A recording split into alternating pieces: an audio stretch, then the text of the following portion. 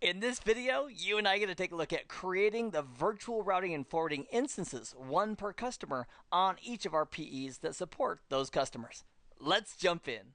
Here are the opt-out questions for this video. So take a moment, read the questions. If you know the answers and are comfortable with these concepts, you can go ahead and jump right to the next video. Otherwise, let's begin. I'd like you to imagine that you and I are going to the mall. We're going to go do some shopping, and as we walk in, what's one of the first things we see that's right there up in front as you walk into a mall? And what we're often going to see is a big map that shows us where all the shops are and the names, where the restaurants are, and very likely it's also going to have a little dot saying, "You are here," to give you an indicator of exactly where you are on that map at that moment. Well, what you and I get to do is we're going to use this map right here for two things. Number one, we'll use it to review the process of building the control plane in an MPLS Layer 3 VPN solution.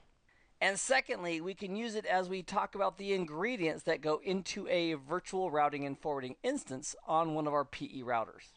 So let's start with their route that's being advertised by Acme Site 1. Let's say it's the 172.16 something network, and it's being advertised via a routing protocol. Let's say it's OSPF. Now, in our map, we would be right here at point A.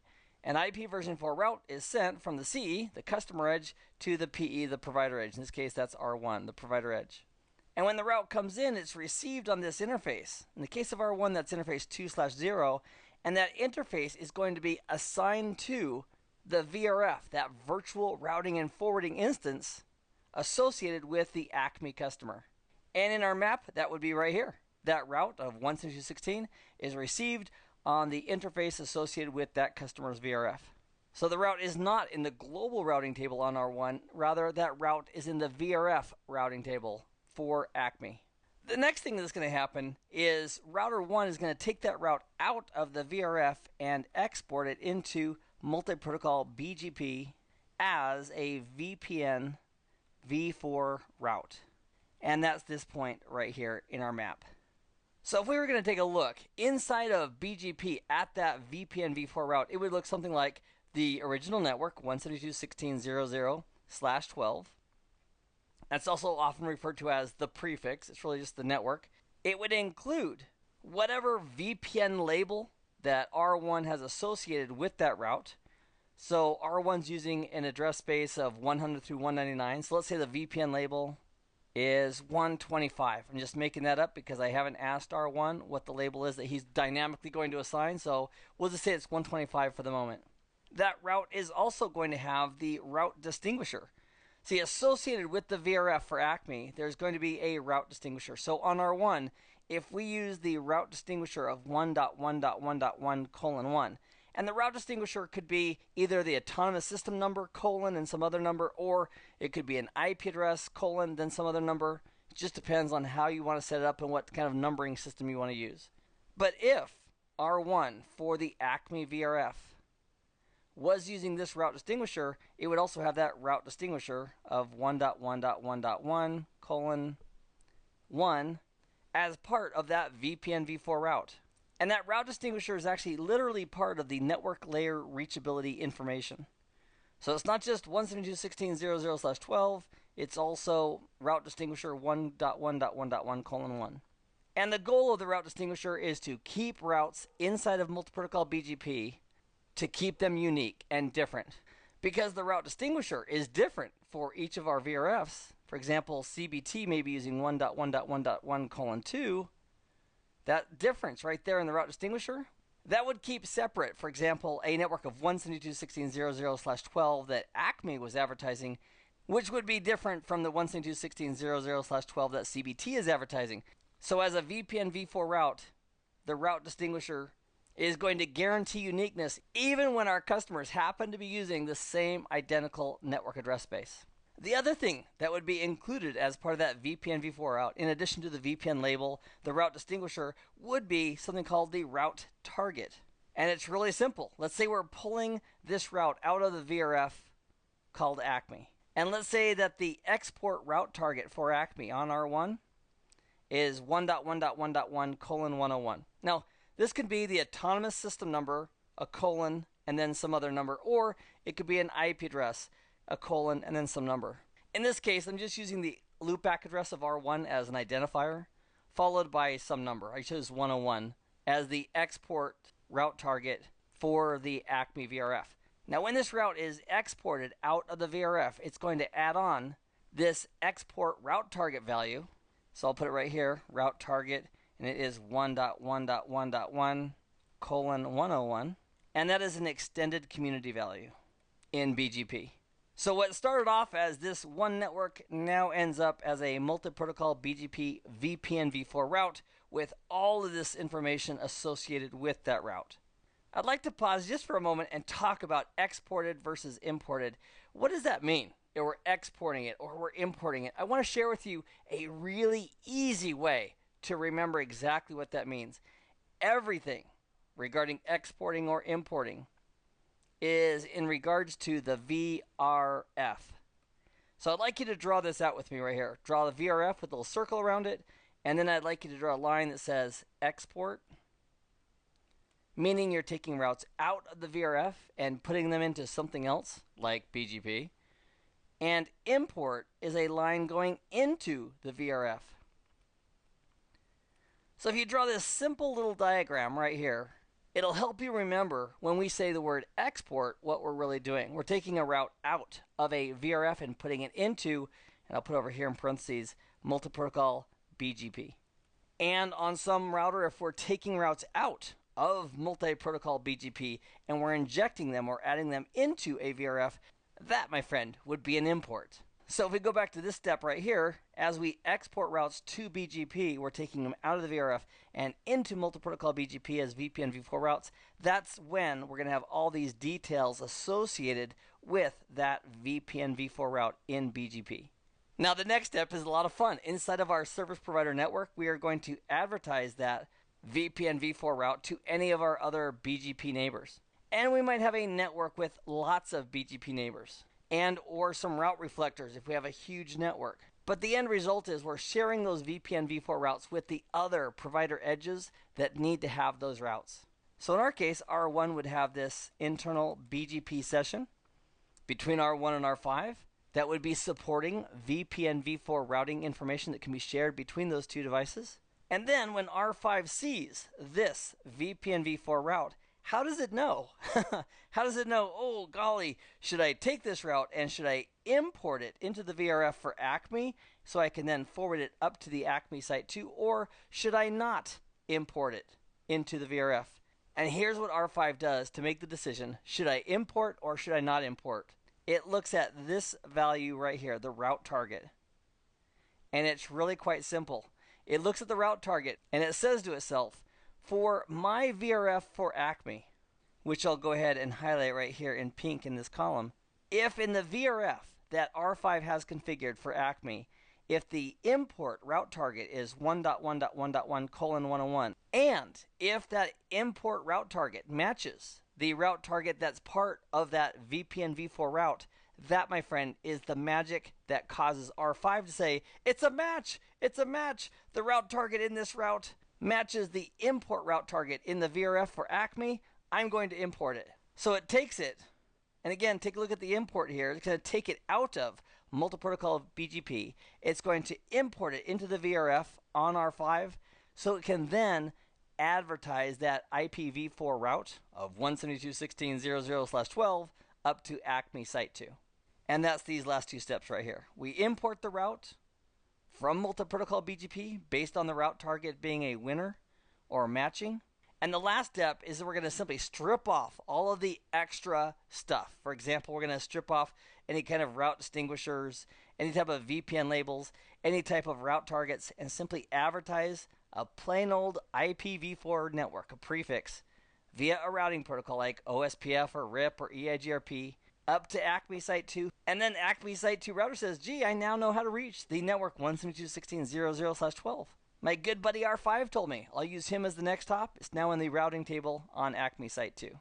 Now, Abraham Lincoln once said regarding MPLS Layer 3 VPNs, if you have 6 hours to cut down a tree, you should spend 5 of those hours in sharpening your axe and in implementing MPLS Layer 3 VPNs. And when we're creating these virtual routing and forwarding instances on R1 and R5 on our PE routers, it really is important to plan ahead regarding what you're going to use for the names of the VRFs, what the route distinguishers are going to be for the VRFs, what the export and import route targets are going to be regarding your VRFs. And you'll also want to plan out which interfaces on your PE routers should be allocated or dedicated to that specific VRF. And that's important because any routes that we receive on a given interface, we're going to assume, oh, these belong to this customer because this interface on my local router belongs to that same VRF. So let's take a look together at our game plan for implementing our VRFs on R1 and on R5. So here's the column for the values that we're going to use on R1. Here's the column for the values we're going to use on R5 respectively. Now regarding a VRF name, let's start with Acme. We are going to use 101:Acme. Now you can come up with any kind of a naming scheme that you want to for the VRFs, and you don't have to have them match. For example, we could call the VRF for Acme over here, we could call it Acme 1 on R1, and on R5 we could call it Acme 2 based on the sites. It's just a name, it's locally significant, but it is case sensitive. So if you use uppercase for Acme here, later in the config when we refer to that VRF, we need to make sure we have an uppercase if that's the way we created it. And for CBT, we'll use 102:CBT on both R1 and R5. So if we have 15 different customers with multiple sites each, we would have 15 different VRFs created on the PEs supporting those customers. Next, we need a route distinguisher. Now the format for a route distinguisher is the ASN : and then some number, or it can be an IP address and then some number. So in this case, for Acme's VRF, I'm going to use the route distinguisher of 1.1.1.1, which is the loopback address of R1, :1. And for R5, for that same VRF, we're going to use 5.5.5.5, :1. Now, the route distinguisher, we could have used the exact same route distinguisher for Acme on R1 and R5. The same exact number. That's allowed if you want to. So in our network, we are going to use different route distinguishers for the same VPN for Acme on R1 and R5, although many examples that you'll see will have the same exact route distinguisher on both sides for that same VPN. In this case, the VPN for Acme, and that's perfectly acceptable. And for CBT, we're going to use 1.1.1.2 on R1 and 5.5.5.5:2 on R5. So on the VRFs that we create for R1 and R5, we're going to have a name, and that doesn't have to be the same on both R1 and R5. We're going to have route distinguishers that can be the same but don't have to be on R1 and R5. And then we're also going to define route targets. So let's say, for example, that this network, 172.16.0.0/12, we want that network to be advertised so that Acme Site 2 knows about that route. So at this point in the game, right here, when the route is taken out of the VRF and put into multi-protocol BGP as a VPN v4 route, because it's an export, it's going to take whatever the export value is as far as a route target, and that's the route target that's going to be associated with that route. Now the reality is you can have multiple route targets because they're just extended community values. You can have multiple route targets associated with a VPN v4 route. In this example, as a route comes out of Acme on R1, it's just going to have a single route target being assigned, and that's 1.1.1.1:101. Now this could be an IP address and then a number, or you could use your autonomous system number and then a number. It's up to you based on how you want to set it up. And here's how that export route target comes into play. If we want that route of 172.16.0.0, which has the route target of 1.1.1.1:101 associated with it in BGP, if we want R5 to take that and import that route into the VRF that it has for Acme, we need to make sure that on R5, on its VRF for Acme, that it has an import route target that matches the route target associated with that route. So it's no accident that the export on one side is going to match the import on another, because that's the magic of controlling exactly which routes get shared with which other VPNs. Now, if we got the route targets incorrect, and for example, we exported a route into BGP from Acme, and we actually exported it with 1.1.1.1:102, and that would be a big problem because that route target matches the import route target that R5 is going to use for routes that it needs to give over to CBT at Site 2. which is this guy right here. So the key point is that route targets control exactly where those routes are going to be shared. It's not the route distinguisher, it's not the VRF name, it's all about the route targets themselves. A lot of examples that I've seen with route targets in documentation simply show a route target, for example, for Acme of 1:1 for export and for import. And if we did that for Acme's VRFs anywhere they existed, for example R1 and R5, we used a 1:1 export and a 1:1 import. And that would work because the routes, when they're exported from that VRF for Acme, would be labeled, if you will, or tagged with a route target of 1:1. And R5, when it's importing routes into the VRF, if it's looking for 1:1, those routes will be brought into the VRF and subsequently advertised up to Acme at Site 2. And with the same numbers used all the way around for Acme, it would work in the other direction as well. The 192.168 network, as it's exported into BGP, would have a route target of 1:1.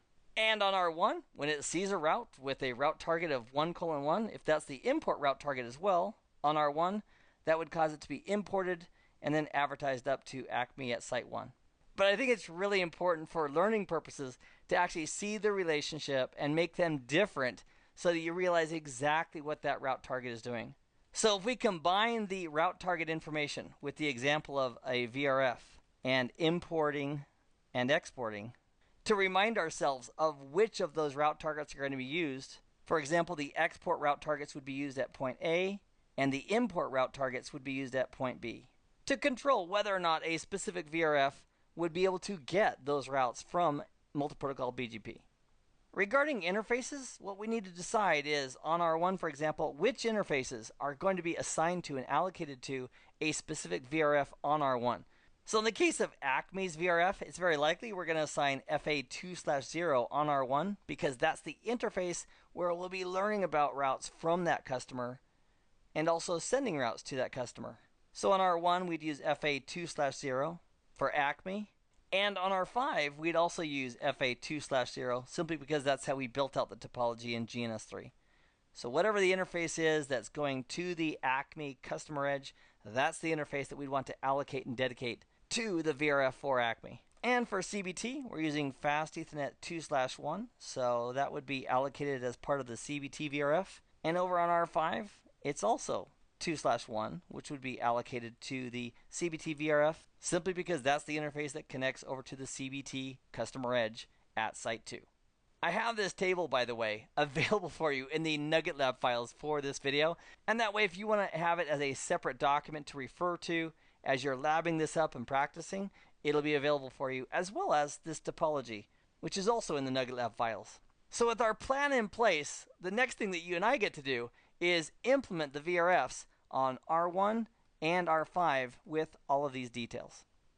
Now there's actually two different ways of creating a VRF as far as the syntax. There's a method that supports just IPv4 only VRFs, and there's another option that supports IPv4 or IPv6. And what I'd like to do is walk you through the method that supports both. So let's start off. We're on the right router. I'm on R1, which is our PE, and we're going to use VRF definition and then simply specify the name that we want to use on this local router for the VRF that we're going to allocate for our customer Acme. Now this right here is the way of doing it to support IPv4 or IPv6. If you only wanted to support IPv4, the command would be IPVRF and then the name you wanted to call it. If you wanted to call it the same name, it would be like that. So we're using VRF definition to go into VRF configuration mode instead of IPVRF, which would also take you into configuration mode for IPv4 only. And I point that out primarily because you may come across or be working with an iOS router that only supports IPv4 VRFs. In that case, you'd want to be familiar with this syntax so you could go ahead and work with it on that version of iOS. Now the next thing we're going to do is we're going to identify the route distinguisher that we want to associate with the routes that are being imported and exported within this VRF. So if a route, for example, is being exported out of this VRF and goes into multi-protocol BGP, it's going to be tagged on with the network layer reachability information of 1.1.1.1:1. And what you and I would want to make sure we do is that on R1, we'd want to make sure that the route distinguisher that we use for Acme, as an example, is a different route distinguisher than we use for CBT or some other customer. Because if two different customers have the same exact route and we're using the same exact route distinguisher, it's going to be really tough for multi-protocol BGP to distinguish those routes from each other, because in that case the IP address and the route distinguisher number would be identical. And the whole purpose of that route distinguisher is to keep those routes looking different as they sit in multi-protocol BGP as VPN v4 routes. Now the next piece we're going to do is we are going to go into a special room inside of this VRF definition, and we're going to go into the room specifically for IPv4. And this is very similar to how we did it with BGP. We're going to use the concept of an address family. So by typing in this command, address-family IPv4, you'll notice that the prompt change, we're now in address family configuration mode for IPv4. So inside of address family IPv4 configuration mode, we can now specify the route targets for both import and export that we want to associate with this VRF. Now, if you're using the older IPv4 only method, you wouldn't have to bother specifying address family IPv4 because it would assume that the entire VRF is just IPv4. So based on our plan, I'm going to say that the route target export is going to be 1.1.1.1:101. So any routes exported out of this VRF into multi-protocol BGP as VPN v4 routes are going to get that little extra information as an extended community value associated with that route. Now the next question is, which routes should R1 pull out of BGP and put into this VRF as an import? And we'll do that with the route target import command. And based on our plan, looking at the table, we want to grab any routes that have a route target of 5.5.5.5:101 and bring those into the VRF. And there's also the option of saying route-target space both, which means, hey, both import and export, and then specifying the route target. And that way you can save a little bit of typing if your import and export route targets are identical. And then what we'll do is we'll exit out of address family configuration mode and we'll exit out of VRF definition mode. Next, we're going to associate interface FA2/0 with this VRF. Now, a few basics that I like to do, you don't have to do, for example, a MAC address, but in a GNS3 environment where I might be doing captures and I want to see the details at layer 2 and layer 3, I usually hard code the MAC addresses so it's really obvious where this frame is coming from. So I'm going to bring up the interface FA2/0. I've also given it a description indicating this is the connection that goes to Acme Site 1. And the question is, what's the magic? What's the magic we need to perform to allocate this interface, to sacrifice it, if you will, to the VRF that we just created? And the answer is, we're going to use the command VRF forwarding and then the name of that VRF that we just created. And it is case sensitive. So if you used uppercase Acme, you'd want to use uppercase Acme here as well. The other thing that's really important to know is that if you had past tense, if you had an IP address configured on that interface, by assigning it to that VRF, it would automatically wipe out the IP address on the interface. So be aware that you're going to have to put in the IP address again if you did the IP address before you did the VRF assignment. And that's no problem. So we're going to use the IP address of 172.16.101.1 with a 30-bit mask on R1's interface, which is FA2/0, and we'll make the customer's edge router, we'll go ahead and assign that a .2 on that same /30 network. And then we'll exit out of interface configuration mode. So that is the VRF creation for Acme here on R1, but we also have a VRF that we need to create for CBT. So while we're right here, let's go ahead and create the VRF for CBT. So we're going to use VRF definition again. We're going to call it 102:CBT. We're going to use a route distinguisher of 1.1.1.1:2 as opposed to .1, which we use for Acme. We're going to go into address family configuration mode, and we're going to set up our route target import and export. So our export route target is going to be 1.1.1.1:102, again based on our plan. And the import route target is going to be 5.5.5.5:102.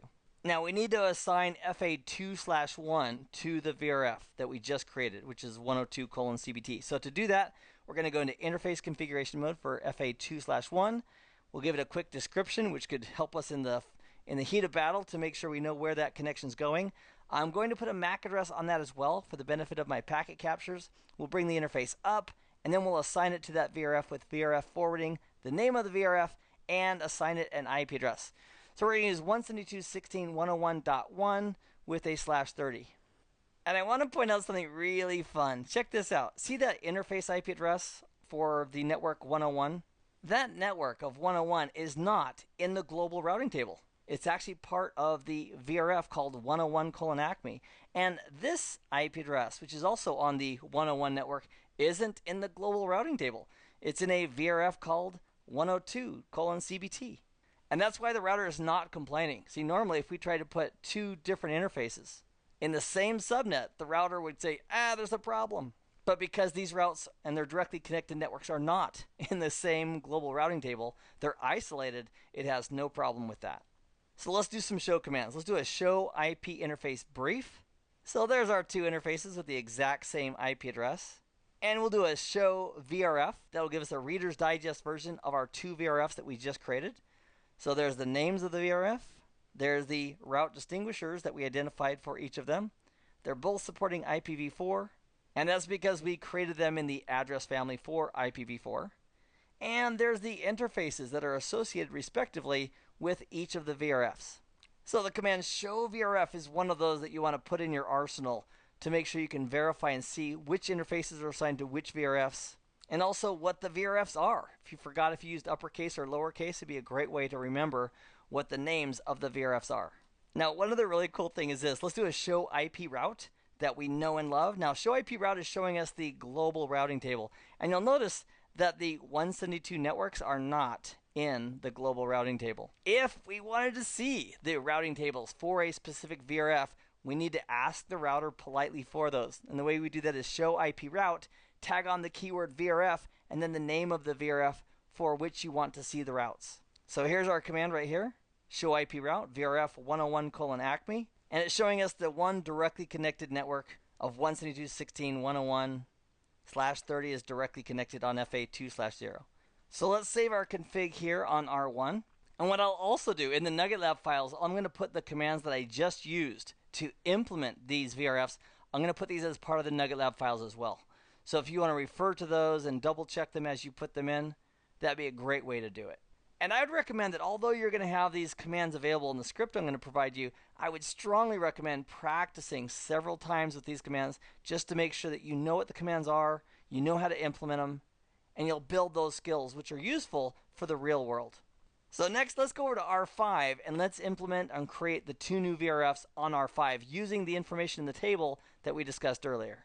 So on R5, we'll go into configuration mode, and we'll say VRF definition. We're going to call this 101:ACME for ACME's VRF on R5. We'll set up the route distinguisher. Then we'll go into address family for IPv4, set up the export and import route targets, and that looks great. And as a reminder, if you are using the IP version 4 only option, you would say IP VRF instead of VRF definition, and you wouldn't need to bother adding the address families because it would assume that everything's IPv4. Next, we'll allocate the interface FA2/0 to that VRF. We'll give it a quick description so we can remember where it goes if we look at the config. I'm going to give it a MAC address for the benefit of any packet captures that we might do. We'll bring it up with a no shutdown. We'll do a VRF forwarding to assign this interface to the 101:ACME VRF, and we'll give it the IP address of 192.168.202.1 with a /30-bit mask. And that looks great too. So let's do similar treatment for the VRF called CBT. So we'll do a VRF definition for 102:CBT. We'll go ahead and do a route distinguisher of 5.5.5.5:2. Address family of IPv4. We'll set up our export and import route targets based on our table. We're not just going to remember what it was. We're going to make sure we're getting it correct. One of the challenges I have often is remembering exactly the numbers I planned on using and implementing those. Then in interface 2/1, we're going to bring it up with the no shutdown. We'll give it a description, the MAC address, and then we'll specify that this interface is going to be dedicated to the VRF called 102:CBT with the VRF forwarding command, and then we'll give it the IP address that we want to use on that interface. Again, we'll give it .1 on a /30. So here's my question for you. What is the command that will give us a high-level overview of the VRFs that we've created, their route distinguishers, and the interfaces associated with those VRFs? Do you recall what that is? If you're saying, oh yeah, Keith, I got it. It's show VRF. You are absolutely correct. So you want to make sure that you got the details based on your plan implemented correctly in the configuration. And to my eyes, this looks good. If we want to verify that our IP addresses are configured correctly, we can do a show IP interface brief. It'll show you all the interfaces, even though not all of these interfaces are associated with the global routing table. And if we did want to look at the routing table for a specific VRF, we do a show IP route, tag on the keyword VRF, and then the VRF name that we want to look at.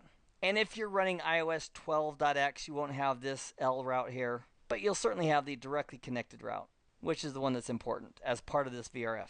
Now what we're also going to do is we are going to save our configuration on R5 and R1. Let's go double check to make sure they're saved in both places. And we'll bring up GNS3 and we'll make sure that we save our configuration here as well, so that the next time we bring up this topology, it'll have that additional configuration work on R1 and R5 regarding the VRFs and the interfaces associated with those VRFs.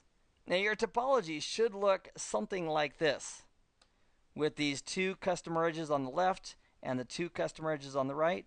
And now that R1 and R5 have those VRFs for their respective customers, in our next video, you and I get to turn those customers up and get a routing protocol working between the customer edge and the provider edge. So it's really important that you take the time now to make sure you implement the VRFs on R1 and R5 so you can be ready and prepared for the next video. I have had a great time and I'm glad that you joined me for this video. I hope this has been informative for you and I'd like to thank you for viewing.